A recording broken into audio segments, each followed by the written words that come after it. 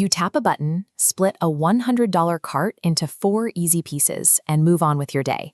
It feels completely harmless, right up until the catastrophic moment your mortgage application gets denied. Retail apps present these digital installments as invisible, interest-free magic. But to a mortgage underwriter sitting at a desk, those microtransactions are flagged as active monthly debt obligations. That addictive convenience is exactly why a few small checkout upgrades can destroy your chances of securing a home loan before you even step foot inside an open house. This is a debt-to-income ratio, or DTI. Underwriters use this rigid mathematical scale to determine if you can afford a mortgage. Every dollar of monthly debt you carry pushes the scale closer to the red failure line. Normally, the standard underwriting system gives you a pass on short-term liabilities. Under the traditional 10-month rule, if an installment debt will be paid off in under 10 months, the formula usually forgives it, balancing the scale back out. But there is a lethal exception hidden in federal housing guidelines. If the combined monthly payments of those short-term debts exceed 5% of your gross monthly income, that exemption vanishes. Every single dollar gets counted. When consumers engage in loan stacking, running 3 or 4 pay-in-4 plans at the exact same time, they easily breach that 5% threshold. A handful of digital receipts inflates their DTI past the standard 43% approval cap. The buy now, pay later system takes casual impulse shopping and turns it into a mathematical disqualifier for federal loan approval. You might assume you're safe if your fintech app doesn't report to Equifax or Experian, but underwriters do not rely exclusively on credit bureaus anymore.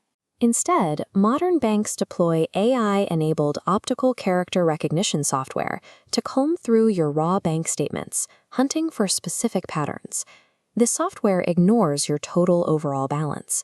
It is specifically programmed to flag recurring automated bank drafts with labels like Affirm PMT or Sezzle Up.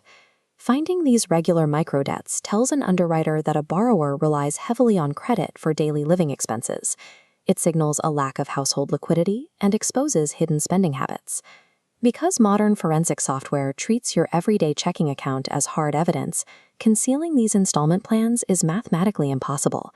Even if your bank statements look clean, an immaculate 750 credit score won't guarantee your safety in 2026 if you actively use these checkout apps. The FICO 10T scoring model abandons static snapshots, tracking the historical trajectory of your credit behavior over a 24-month period. It zeroes in on heavy users who continuously cycle through multiple loans in rapid succession. Financial data from 2026 shows that first-time homebuyers who frequently use these pay-in-4 services carry an 8% higher statistical probability of falling behind on their mortgage in the first year. The 10T algorithm was explicitly engineered to bypass legacy credit scores and severely penalize the exact behavioral loops that keep buy now, pay later platforms profitable. If you want to survive this rigorous underwriting process, your absolute best defense is executing a strict 90-day financial detox. Because underwriters reliably pull 2 to 3 months of your bank statements, you have to manufacture exactly 90 days of completely clean transaction history. That requires immediately freezing all new pay-in-4 activity. You have to stop the algorithms from detecting fresh liabilities right in the middle of your loan application. You also need to aggressively settle or consolidate any active microdebts, so absolutely zero fintech drafts remain on your ledger.